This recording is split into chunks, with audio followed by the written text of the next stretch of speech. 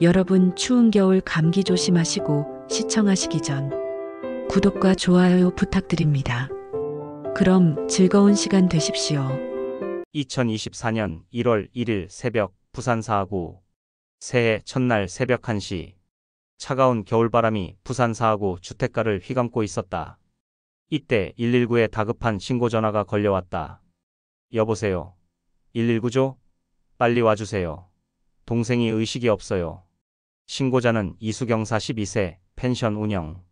강원도에서 펜션을 운영하는 그녀가 부산까지 내려와 동생 이수진 39세의 집에서 다급히 전화를 건 것이었다. 환자분이 숨을 쉬고 계세요? 아니요. 호흡도 없고 맥박도 안 뛰는 것 같아요.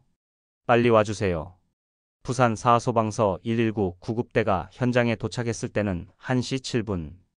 안방에 누워있던 수진은 이미 차가워진 상태였다. 구급대원들은 즉시 심폐소생술을 시작했지만 호흡은 돌아오지 않았다. 언제부터 이런 상태였습니까? 제가 방금 발견했어요. 연락이 안 돼서 걱정되어 올라왔는데 수경의 목소리는 떨리고 있었다. 하지만 구급대원이 주목한 건 따로 있었다. 시신이 아직 따뜻하고 경직되지 않았다는 점이었다. 사망한 지 얼마 안 된 것 같은데. 구급대원 박재훈 47세은 20년 경력의 베테랑이었다. 그는 시신의 상태를 보며 의아함을 감추지 못했다. 수많은 시신을 다뤄본 그였지만 이번엔 왠지 모를 위화감이 들었다. 일단 병원으로 이송하겠습니다.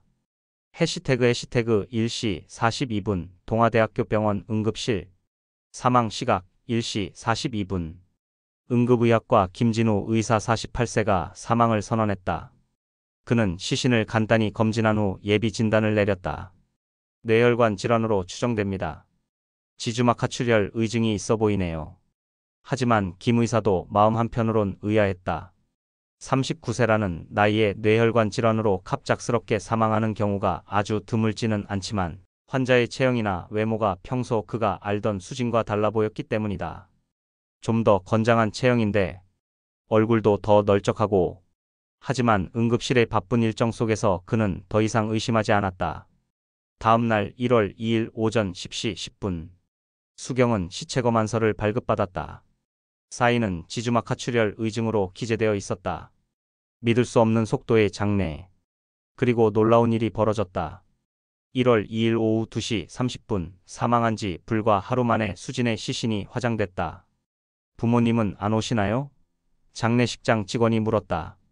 멀리 계셔서 저희끼리 간소하게 치르기로 했어요. 수경이 대답했다. 화장장에는 수경과 몇 명의 지인들만이 참석했다.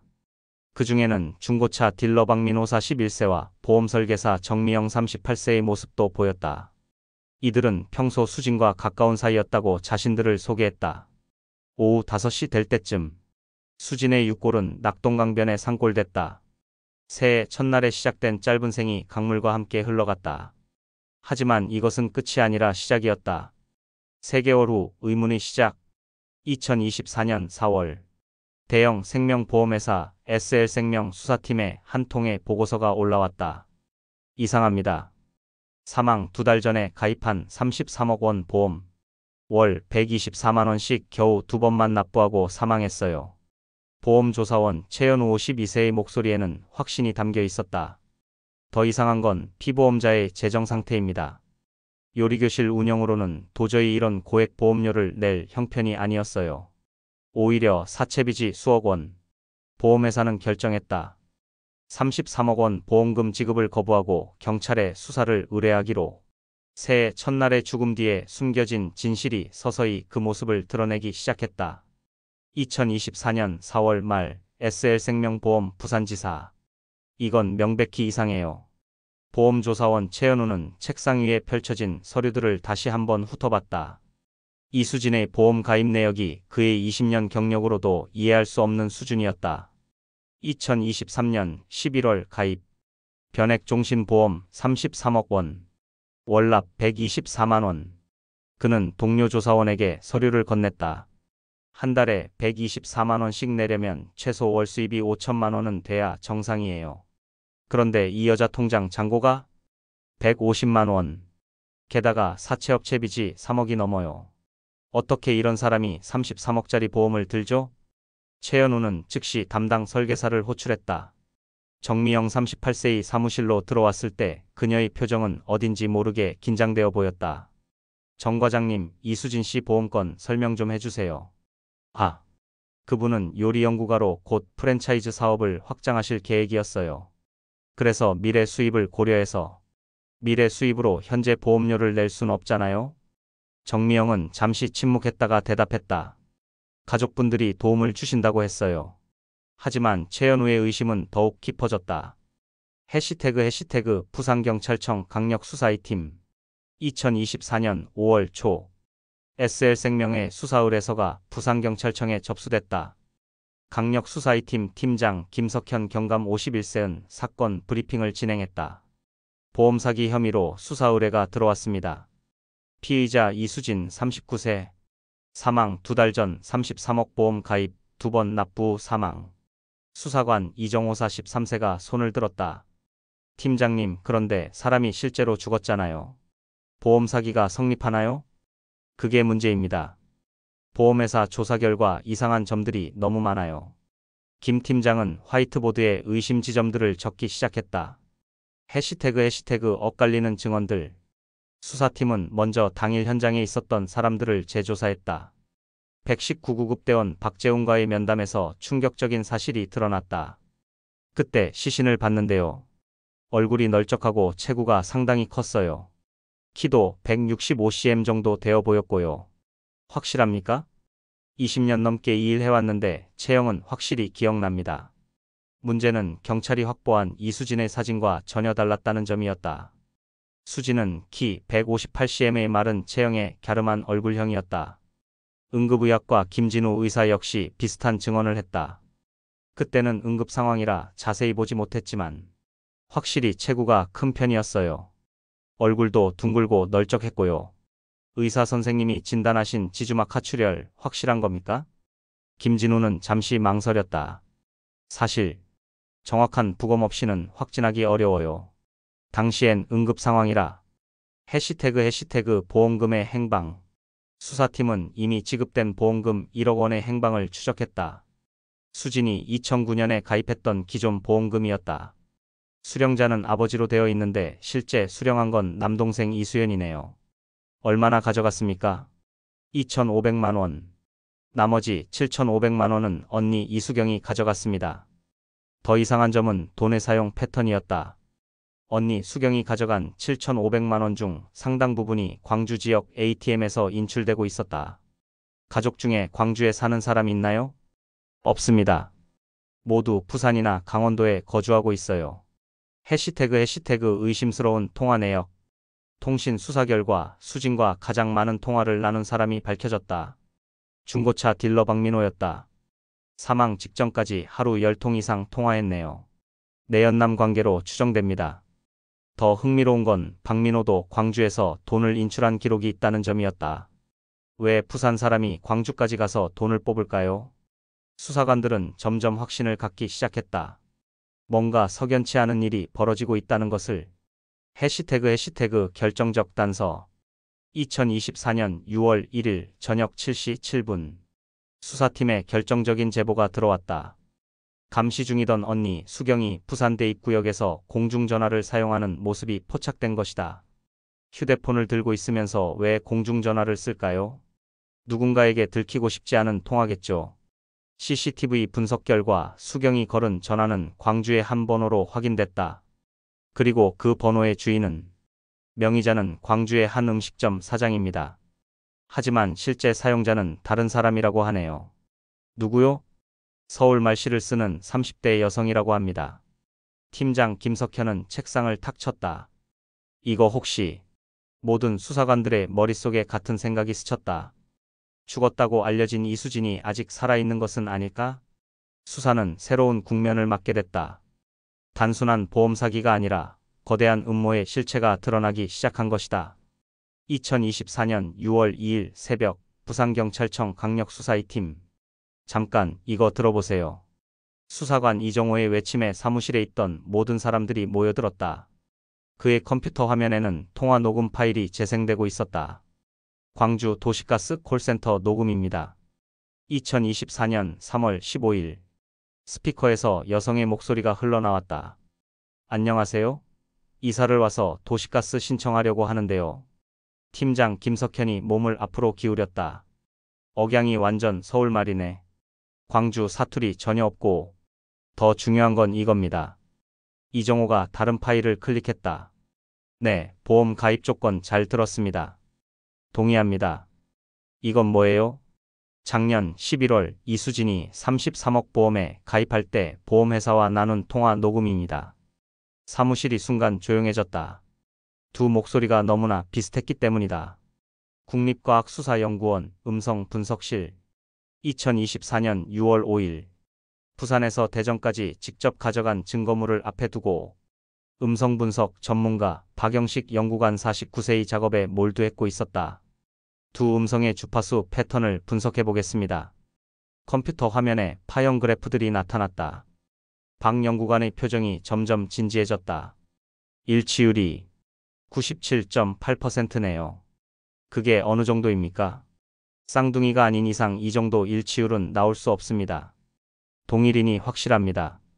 전화를 받은 김석현 팀장의 목소리에 흥분이 섞였다. 확실합니까? 100% 확신합니다. 같은 사람이에요. 긴급 작전 회의. 이수진이 살아있다. 팀장의 선언에 수사팀 전체가 술렁였다. 그럼 죽은 사람은 누구죠? 그걸 우리가 밝혀야 해요. 하지만 일단 확실한 건 이수진이 광주에 숨어 있다는 겁니다. 수사관 최민수 38세가 손을 들었다.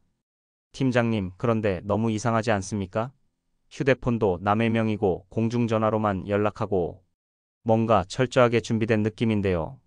맞습니다. 이건 우발적 범죄가 아니에요. 치밀하게 계획된 조직적 범행입니다. 김석현은 화이트보드에 관계도를 그리기 시작했다. 언니 수경, 내연남 박민호, 보험설계사 정미영. 모두 공범일 가능성이 높습니다. 위험한 추격전. 2024년 6월 7일 저녁. 광주 동구 한 빌라 앞. 타겟 확인됐습니다. 잠복 중이던 수사관의 무전이 들렸다. CCTV를 통해 확인한 여성이 빌라에서 나오는 모습이 포착됐다. 키 158cm, 마른 체형. 이수진 맞습니다. 하지만 문제가 생겼다. 그녀가 택시를 타고 사라진 것이다. 놓쳤습니다. 이런. 다시 잠복하세요. 하지만 이수진은 며칠째 모습을 드러내지 않았다. 마치 경찰의 추적을 눈치챈 듯 했다. 은행의 실수. 그런데 뜻밖의 도움이 왔다. 6월 10일 한 은행 직원이 실수로 박민호에게 경찰에서 계좌 추적하고 있다는 사실을 알려준 것이다. 뭐라고요? 경찰이 내 계좌를? 박민호는 즉시 보험회사에 전화를 걸어 항의했다. 왜 내 계좌를 조사합니까? 나는 피해자라고요. 이 통화는 고스란히 녹음됐고 수사팀에게 결정적 단서를 제공했다. 이제 저들이 우리를 의식하기 시작했어요. 시간이 없습니다. 빨리 잡아야 해요. 실시간 위치 추적. 2024년 7월 3일. 마침내 결정적 순간이 왔다. 긴급통신 사실 확인 영장 나왔습니다. 좋아, 실시간 위치 추적 시작. 수사팀은 숨을 죽이고 모니터를 지켜봤다. 이수진이 사용하는 휴대폰의 위치가 실시간으로 나타났다. 광주 서구 화정동. 움직이지 않습니다. 박민호는 부산 사하구 자택에 있습니다. 수경은 강원도 펜션에서 확인됐고 정미영은 사무실에 있습니다. 김석현은 깊은 숨을 쉬었다. 자, 이제 한 번에 끝내자. 동시 체포 작전 개시. 동시 체포 작전. 오후 2시. 4개 팀이 동시에 움직였다. 광주팀 타겟 건물 진입합니다. 부산팀 박민호 자택 포위 완료. 강원도팀 펜션 도착. 수경 확인됐습니다. 보험회사팀 정미영 사무실 진입 준비. 3, 2, 1. 동시 진입. 충격적인 현장. 광주 빌라 2층.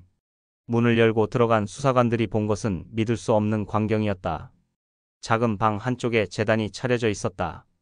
촛불이 켜져 있고 과일과 떡이 놓여 있었다. 그리고 그 앞에서 기도하고 있던 여성이 천천히 뒤돌아봤다. 이수진 씨죠? 여성의 얼굴이 창백해졌다. 바로 사망했다고 알려진 그 사람 이수진이었다. 잠깐만요. 잠깐만요. 그녀가 반복해서 중얼거렸다. 귀신같이 완벽했던 계획이 무너지는 순간이었다. 같은 시간 부산에서는 박민호가, 강원도에서는 수경이, 보험회사에서는 정미영이 동시에 체포됐다. 모두 긴급 체포합니다. 보험 사기 및 시체 유기 혐의로 7개월간 완벽하게 숨어있던 죽은 자가 마침내 세상의 모습을 드러낸 순간이었다. 하지만 진짜 미스터리는 이제부터 시작이었다. 도대체 누가 이수진 대신 죽었단 말인가? 2024년 7월 3일 오후 6시 부산경찰청 조사실. 모든 게 끝났어요. 이제 진실을 말하세요. 김석현 팀장이 수갑을 찬 이수진 앞에 앉았다. 7개월간 죽은 자로 살아온 여자의 얼굴에는 체념이 스며 있었다. 보험 사기 한 거 맞아요. 인정합니다. 그럼 죽은 사람은 누구죠? 순간 이수진의 눈빛이 흔들렸다. 그건 제가 직접 한 게 아니에요. 무슨 뜻입니까? 인터넷에서 만난 어떤 남자가 500만 원 받고 시신을 구해다 줬어요. 수사관 이정호가 코웃음을 쳤다. 인터넷에서 시신 판매업자를 만났다고요? 연락처라도 있습니까? 기억이 안 나요. 거짓말하지 마세요. 통화 기록 다 확인했어요. 옆 조사실 언니 이수경. 같은 시간 이수경은 다른 조사실에서 눈물을 흘리고 있었다. 언니, 동생 얼굴을 못 알아볼 리 없잖아요. 정말 수진인 줄 알았어요. 어두컴컴한 방에서 이불을 뒤집어 쓰고 있어서. 그럼 왜 공중전화를 썼어요? 휴대폰 있으면서. 이수경이 입을 다물었다. 수사관이 책상을 탁 쳤다. 6개월간 광주로 공중전화 수십 통. 이게 우연의 일치라고 생각하세요? 그건 동생이 대포폰을 줬어요. 12월 초에. 어디 있어요? 버렸어요. 무서워서. 하지만 수사관들은 이미 준비가 되어 있었다. 체포할 때 압수한 이수경의 수첩에서 이상한 전화번호를 발견했기 때문이다. 결정적 증거 발견. 이 번호 뭐예요? 수사관이 수첩을 펼쳐 보였다.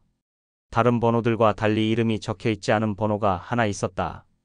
이수경의 얼굴이 하얗게 질렸다. 그게 동생이 준 대포폰. 드디어 인정하네요. 대포폰 추적의 시작. 대포폰 번호가 확보되자 수사는 급물살을 탔다. 통화 내역 분석 결과 충격적인 사실들이 드러났다. 2023년 12월 13일과 14일 이틀간 노숙자 쉼터로 수차례 통화했습니다. 노숙자 쉼터요? 네.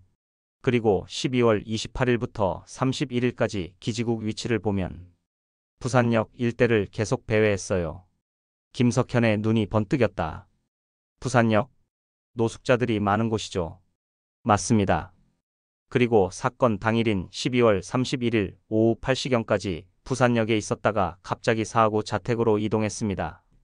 해시태그 내연남 박민호의 진술. 다른 조사실에서는 박민호가 완전히 다른 이야기를 하고 있었다. 저는 12월 31일 밤 9시쯤 연락을 받고 갔어요. 수진이가 갑자기 전화해서 급한 일이 있다고. 무슨 급한 일이요? 가보니까 이미 시신이 있었어요. 그때 처음 알았어요. 보험 사기 하려고 한다는 걸. 그래서 어떻게 했습니까? 수진이가 울면서 부탁하더라고요. 도와달라고. 그래서 다음날 장례식장에만 가줬어요. 하지만 수사관들은 믿지 않았다. 그럼 왜 광주까지 가서 돈을 뽑았어요? 그건 수진이를 도피시켜 주려고 미리 계획된 거 아닙니까? 박민호는 대답하지 못했다. 보험 설계사 정미영의 고백. 가장 충격적인 진술은 정미영에게서 나왔다. 11월에 보험 설계할 때부터 알고 있었어요. 수진 씨가 뭔가 계획을 세우고 있다는 걸. 구체적으로 뭘 알고 있었어요? 처음엔 장난인 줄 알았어요. 내가 죽으면 보험금이 얼마나 나오냐고 물어보길래. 그런데도 33억짜리 보험을 설계해줬다고요? 정미영이 울먹였다. 제가 빚이 너무 많았어요. 수진 씨가 성공하면 1억을 주겠다고 했어요. 언제부터 구체적인 계획을 알았습니까? 12월 중순쯤. 수진 씨가 시신을 구할 방법이 있다고 했어요. 그때 정말 실행할 거라는 걸 알았죠. 시신 구입 경로의 거짓말. 수진의 진술은 계속 바뀌었다. 처음엔 인터넷 구매, 두 번째는 법무사 사무실에서 알던 택시기사 한태준을 통한 구매. 한태준 씨는 시신 구해준 게 아니라 가정부 소개해준 거라고 하는데요. 거짓말이에요. 분명히 시신을 구해줬어요. 하지만 한태준과 그의 친구를 조사한 결과 이들은 정말로 가정부 2명만 소개해주고 100만 원을 받았다는 것이 확인됐다. 그럼 시신은 도대체 어디서 구했어요? 그건 정말 모르겠어요. 무너지는 알리바이. 결정적 증거가 나왔다. 사망 당일 119구급 대원이 시신이 따뜻하고 경직되지 않았다고 증언한 부분이었다. 만약 당신들 말대로 미리 구해온 시신이라면 이미 차갑고 경직되었을 텐데요. 이수진은 대답하지 못했다. 시신이 따뜻했다는 건 당신 집에서 죽었다는 뜻입니다. 그것도 얼마 되지 않아서 말이에요. 가정부 김옥순의 충격 증언. 한태준이 소개한 두 번째 가정부 김옥순 47세 조선족을 찾아낸 순간 사건의 진상이 드러나기 시작했다. 12월 20일 밤이었어요. 수진 씨가 갑자기 방으로 와서 몸에 좋은 한약이라면서 마시라고 했어요. 그래서 마셨어요? 네. 그런데 얼마 후부터 머리가 너무 아프고 속이 뒤틀렸어요. 손발이 저리고 혹시 그 한약 냄새나 맛이 이상하지 않았나요? 약간 쓴맛이 강했어요. 평소 한약과는 달랐죠. 수사관들은 소름이 돋았다. 이것은 단순한 보험 사기가 아니었다. 살인을 위한 예행 연습이었던 것이다. 그렇다면 진짜 피해자는 누구였을까? 부산역에서 사라진 노숙자. 여성일 가능성이 높아 보였지만 아직 확실하지 않았다. 수사는 이제 정말 어두운 진실의 핵심으로 향하고 있었다. 2024년 7월 4일 부산경찰청 분석실. 이게 진짜 소름 끼치는데요. 수사관 이정호가 컴퓨터 화면을 응시하며 중얼거렸다. 이수진의 대포폰 통화 기록이 시간순으로 정렬되어 있었다. 2023년 12월 13일 1423- 부산 북구 노숙자 쉼터 통화시간 3분 17초. 2023년 12월 13일 1645- 부산 북구 노숙자 쉼터 통화시간 1분 52초. 2023년 12월 14일 1012- 부산 북구 노숙자 쉼터 통화시간 4분 33초. 2023년 12월 14일 1538- 부산 북구 노숙자 쉼터 통화시간 2분 11초. 왜 노숙자 쉼터로 이렇게 많이 전화했을까요? 팀장 김석현이 의자를 끌어 앉으며 물었다. 추측해보세요. 노숙자들 현황을 파악하려고 했겠죠. 혼자 다니는 여성이 있는지 가족이 있는지. 그럼 바로 쉼터에 확인해봅시다. 부산 북구 노숙자 쉼터. 경찰서에서 나왔습니다. 쉼터 관리소장 박순자 58세가 당황한 표정으로 수사관들을 맞이했다. 12월 중순에 여성분이 전화 문의한 게 있나요? 그때 좀 이상한 전화가 있었어요. 박 소장이 기억을 더듬었다. 자원봉사를 하고 싶다고 하면서 혼자 계신 할머니들이 계신지 자꾸 물어보더라고요. 특히 가족 연락이 안 되는 분들. 더 구체적으로 기억나는 거 있나요? 네. 연령대도 물어봤어요. 40대에서 50대 여성분들이 계신지.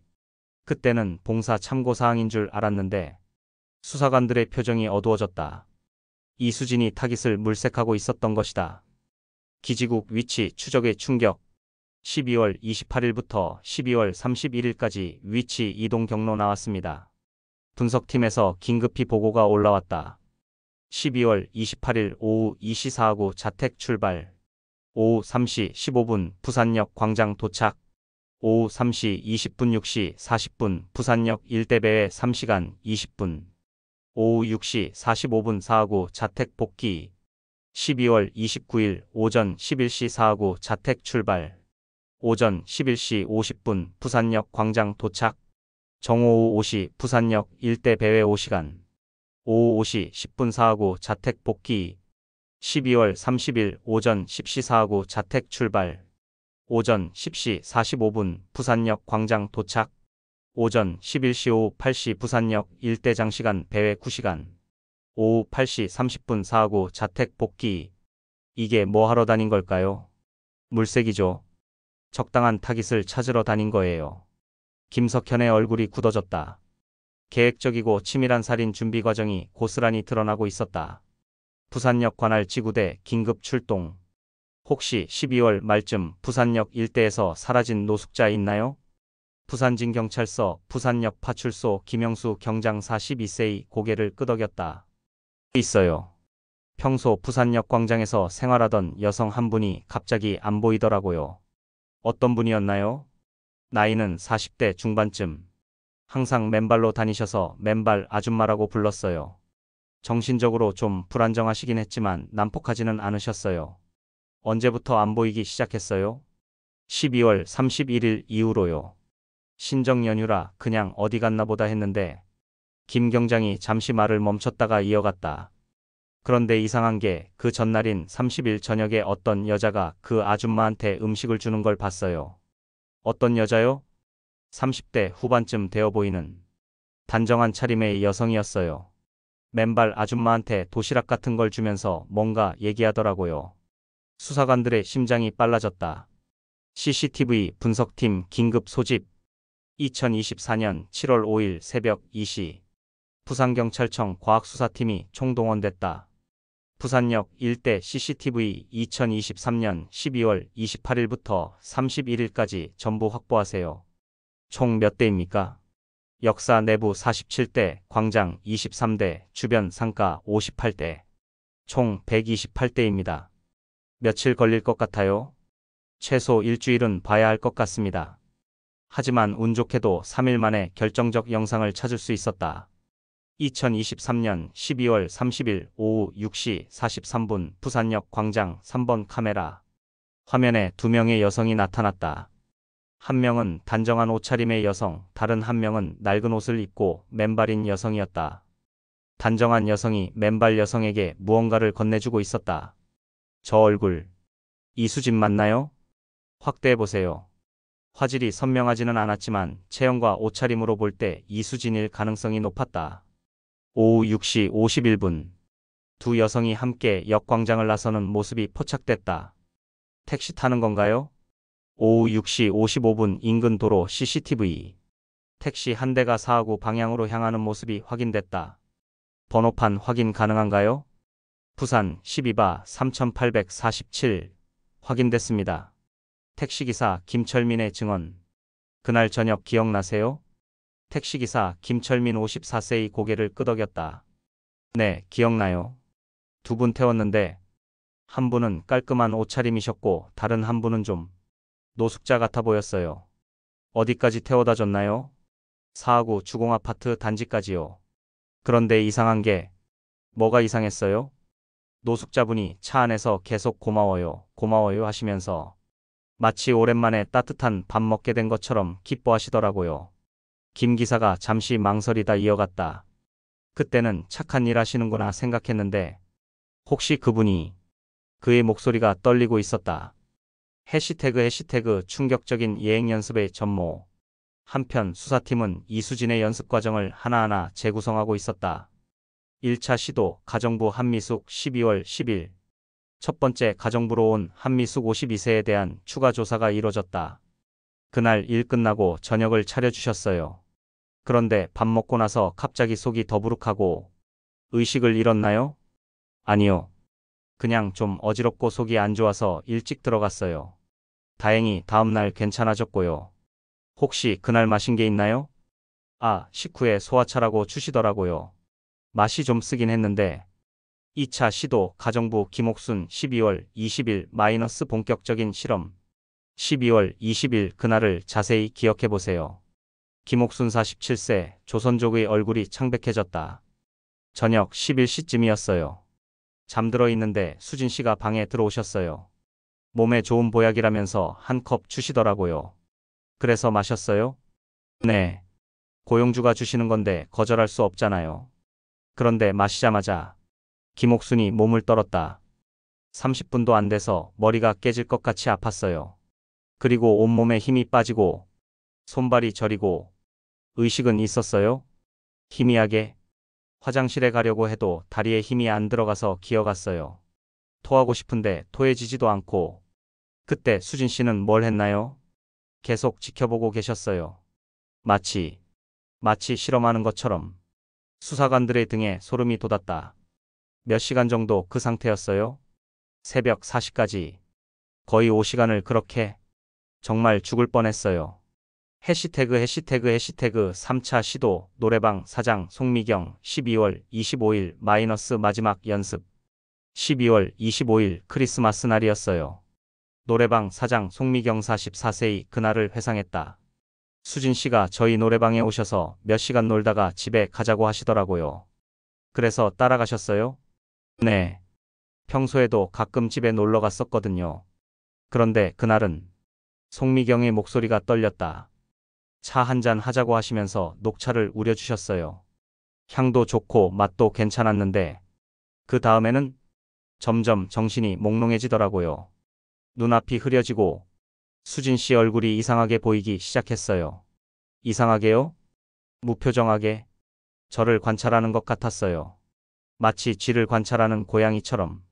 송미경이 몸을 떨었다. 그때 본능적으로 위험하다는 생각이 들었어요. 그래서 화장실에 간다고 하고 몰래 도망쳤어요. 그 후에 연락은? 다음날 전화하셨는데 어디 갔냐 걱정했다고 하시더라고요. 근데 목소리가 아쉬워하는 것 같았어요. 수면제 처방의 진실. 수사팀은 이수경 명의로 처방된 수면제의 경로를 추적했다. 2023년 12월 24일 부산 동아대병원 내과 마이너스 졸피뎀 7일분. 2023년 12월 27일 같은 병원 마이너스 졸피뎀 7일분 추가 처방. 언니 보험증으로 처방받았는데 실제로는 수진이가 가져간 거죠? 이수경이 고개를 숙였다. 동생이 잠이 안 온다고 해서 14일분을 한꺼번에 써버리면 어떻게 될지 몰랐나요? 설마 그런 용도일 줄은. 해시태그 결정적 순간 12월 31일. 모든 증거들이 12월 31일로 집중되었다.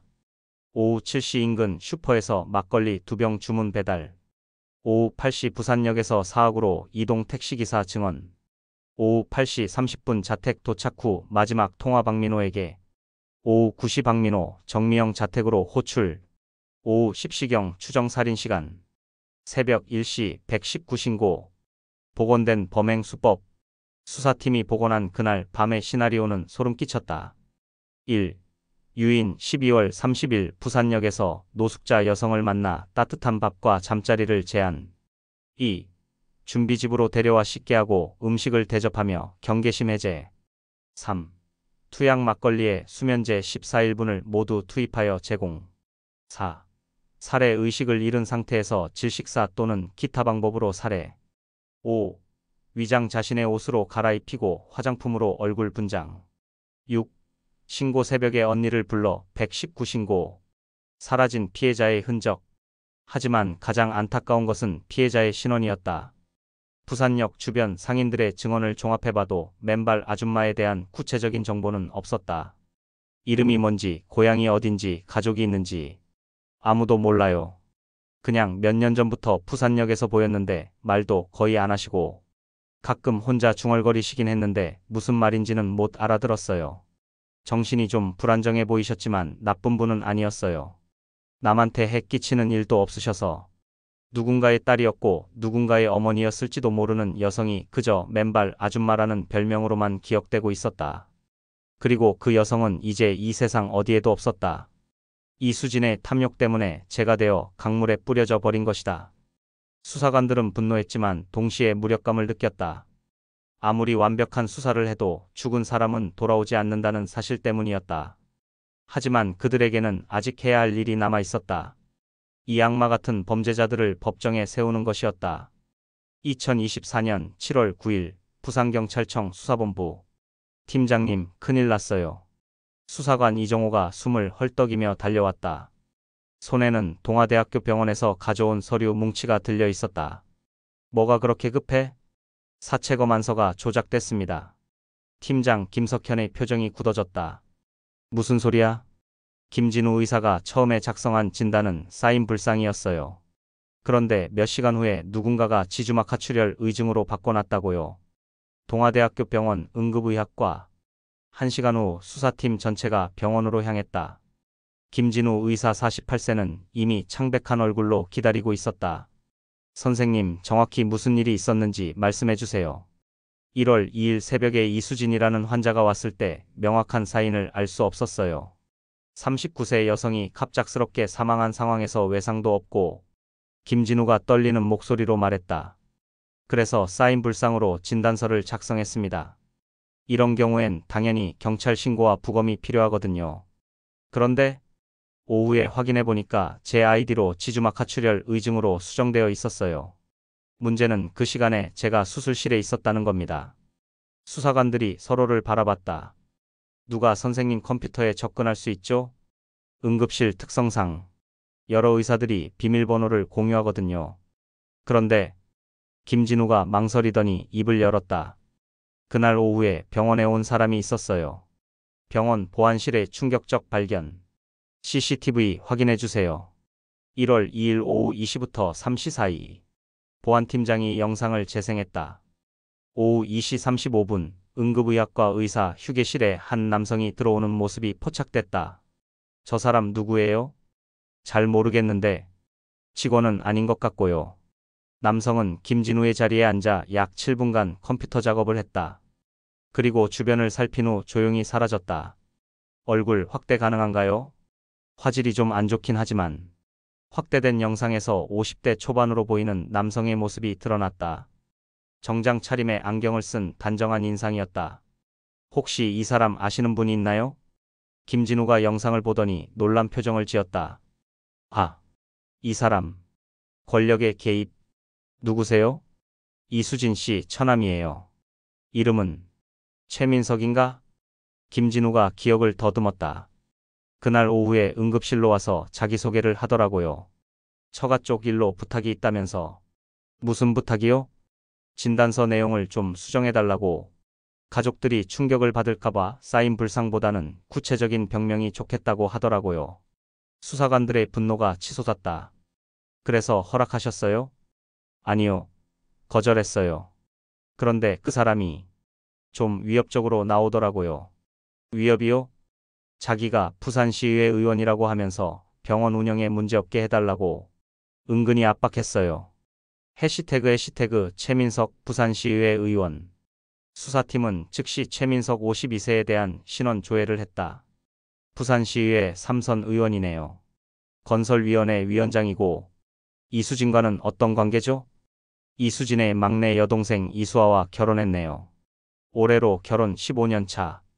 더 충격적인 사실이 드러났다. 최민석은 내년 부산시장 선거 출마를 공식 선언한 상태였다. 정치적으로 스캔들을 피하고 싶었겠네요.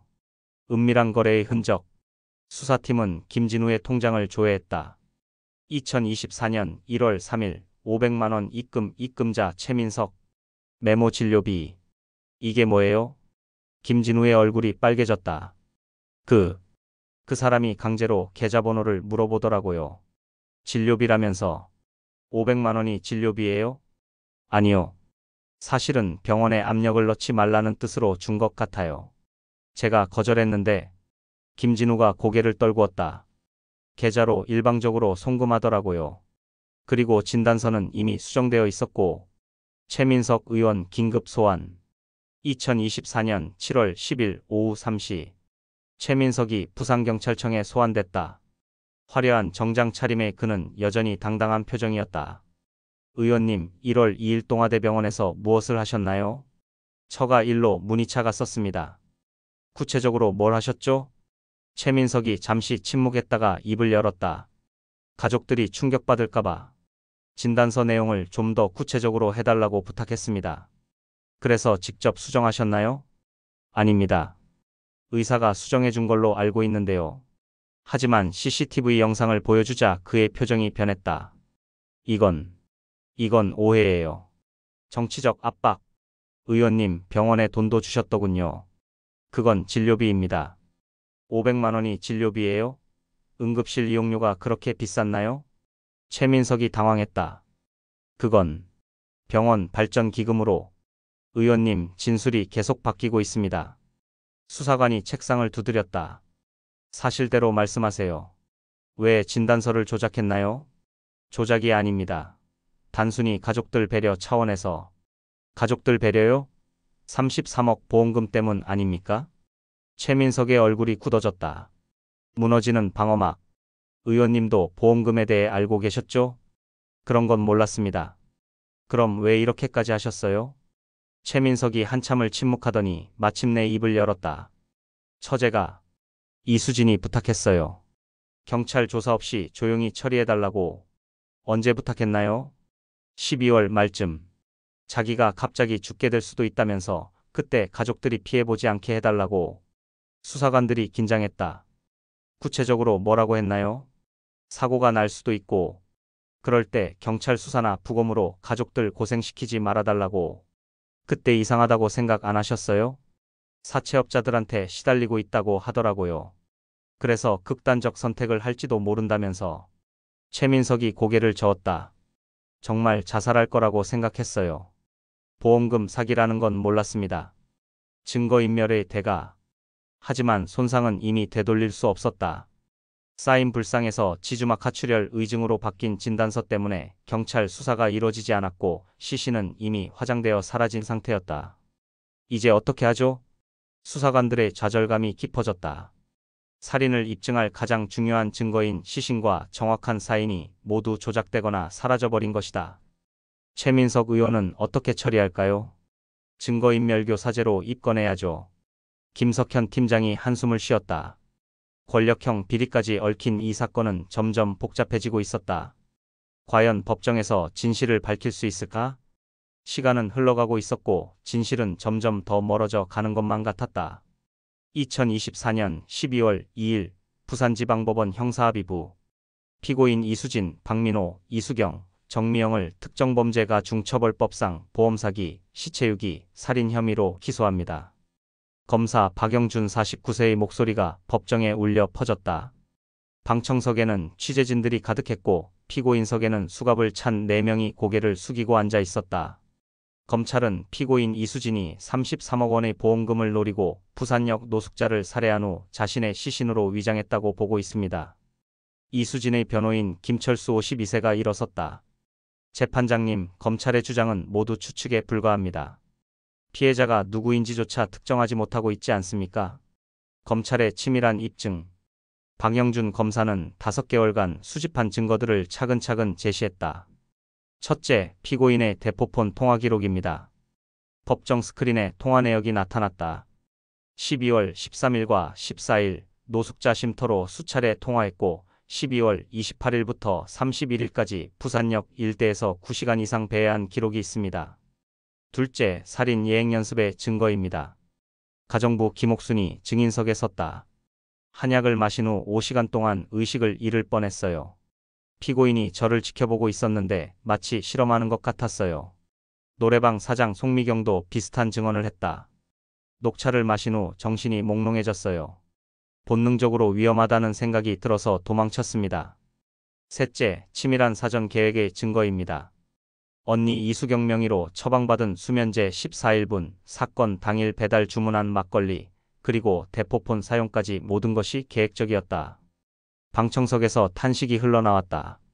변호인의 절망적 반박. 하지만 변호인들의 반박도 만만치 않았다. 재판장님, 검찰이 제시한 모든 증거는 정황 증거일 뿐입니다. 김철수 변호인이 목소리를 높였다. 가장 중요한 피해자의 시신은 어디에 있습니까? 피해자가 누구인지도 모르면서 어떻게 살인죄를 입증할 수 있다는 겁니까? 또한 검찰은 인터넷을 통한 시신 구매 가능성을 완전히 배제하고 있습니다. 요즘은 다크웹을 통해 온갖 불법 거래가 이뤄지고 있지 않습니까? 변호인의 주장에 일리가 있었다. 시신이 없고 피해자의 신원도 확인되지 않은 상황에서 살인을 입증하기는 매우 어려웠다. 충격적인 증언. 그때 뜻밖의 증인이 나타났다. 택시기사 김철민이었다. 12월 30일 저녁 두 여성을 태웠습니다. 한 명은 말끔한 차림의 여성이었고 다른 한 명은 노숙자로 보였어요. 그때 상황을 자세히 설명해 주세요. 노숙자분이 정말 기뻐하셨어요. 오랜만에 따뜻한 데서 잘 수 있겠다면서. 그 모습이 아직도 기억에 남아요. 김철민의 목소리가 떨렸다. 혹시 그분이 돌아가신 건가요? 법정이 숙연해졌다. 이름도 모르는 노숙자 여성의 마지막 모습이 생생하게 그려졌기 때문이다. 이수진의 마지막 변명. 이수진이 최후 진술을 위해 일어섰다. 저는 저는 정말 죽이려고 한 게 아니었어요. 그녀의 목소리는 떨리고 있었다. 그냥 하루만 머물게 해주려고 했을 뿐이에요. 추운 겨울에 불쌍해서. 그럼 왜 수면제를 탔나요? 잠이 잘 안 온다고 해서. 조금만 넣으려고 했는데. 하지만 14일분을 한꺼번에 투입한 정황을 설명하기는 어려웠다. 재판장님, 저도 모르게 그렇게 됐어요. 정말 죽이려던 건 아니었어요. 하지만 법정에 있던 누구도 그 말을 믿지 않았다. 최종 판결의 날. 2025년 3월 15일. 1년 2개월간 이어진 재판이 마침내 막을 내렸다. 피고인 이수진에 대한 살인 혐의는 방청석의 모든 사람들이 숨을 죽였다. 증거불충분으로 무죄. 법정에서 탄식이 터져나왔다. 다만 보험사기 및 시체유기죄는 유죄로 인정되어 징역 7년을 선고합니다. 피고인 박민호, 이수경, 정미영은 보험사기 공범 및 시체유기죄로 각각 징역 3년을 선고합니다. 판사 김동훈 56세의 판결 이유를 설명했다. 피고인들이 보험금을 노리고 시체 바꿔치기를 했다는 점은 명백합니다. 하지만 피해자의 신원과 구체적인 살해 과정을 입증할 증거가 부족하여 살인죄는 인정할 수 없습니다. 권력자의 처벌. 한편 최민석 부산시의원은 증거인멸교사 및 공문서 변조 혐의로 징역 2년 6개월, 집행유예 4년을 선고받았다. 정치적 생명은 사실상 끝났다. 김진우 의사는 의료법 위반으로 의사 면허 정지 6개월과 벌금 500만 원을 받았다. 에필로그 2030년 여름. 출소 예정자 이수진. 부산여자교도소 철문이 열리며 39세였던 여인이 46세가 되어 나왔다. 7년의 세월이 그녀를 많이 바꿔놓았다. 교도소 앞에는 아무도 마중 나오지 않았다. 가족들과는 이미 연을 끊은 상태였다. 이수진은 지하철을 타고 부산역으로 향했다. 그리고 7년 전 그 여성을 마지막으로 본 바로 그 광장에 서서 한참을 바라봤다. 누구였을까? 그 사람의 이름은 뭐였을까? 그녀 자신도 모르게 눈물이 흘러내렸다. 7년간 매일 밤 악몽에 나타났던 그 여성의 얼굴 때문이었다. 여전히 남은 의문. 한편 그날의 수사관들은 여전히 이 사건을 잊지 못하고 있었다. 아직도 가끔 생각나요. 이제 경감이 된 이정호가 후배에게 말했다. 그 여성이 누구였는지, 가족은 없었는지, 지금도 누군가 기다리고 있는 건 아닌지. 부산역에는 여전히 노숙자들이 있다. 그들 중 누군가는 7년 전 사라진 여성을 기억하고 있을 것이다. 하지만 그녀의 진짜 이름을 아는 사람은 아무도 없다. 이수진은 작은 고시원에서 새 삶을 시작했다. 하지만 편안한 날은 없었다. 매일 밤 그 여성이 나타나 그녀를 바라보았다. 왜 저를 죽였어요? 꿈속에서 그 여성이 물었다. 하지만 이수진은 대답할 수 없었다. 박민호는 출소 후 중고차 사업을 다시 시작했지만 망했다. 이수경의 펜션도 문을 닫았다. 정미영은 보험업계에서 영구 퇴출됐다. 법은 그들을 완전히 처벌하지 못했지만 인생은 그들을 용서하지 않았다. 누군가의 딸, 누군가의 어머니. 부산역 한 구석에는 여전히 그날의 흔적이 남아있다. 가끔 나이든 노숙자들이 모여 이야기를 나눈다. 맨발로 다니던 그 아줌마. 좋은 사람이었는데 어디로 갔을까? 그들은 모른다. 그 여성이 세상에서 완전히 사라져버렸다는 것을. 어딘가에서 누군가가 아직도 기다리고 있을지 모른다. 돌아오지 않는 딸을, 연락이 끊긴 어머니를, 사라진 누이를. 진짜 피해자는 죽은 그 여성만이 아니었다. 그녀를 사랑했던 모든 사람들이었다. 법정에서는 무죄를 받았을지 모르지만 하늘의 법정에서는 어떨까? 이수진은 매일 밤 그 답을 듣고 있었다. 평생 가져가야 할 지옥 같은 답을. 진실을 아는 것과 증명하는 것은 다르다. 이 사건이 우리에게 남긴 교훈이었다. 시청해주신 여러분은 행운이 가득할 겁니다. 구독과 좋아요로 응원 부탁드려요. 감사합니다.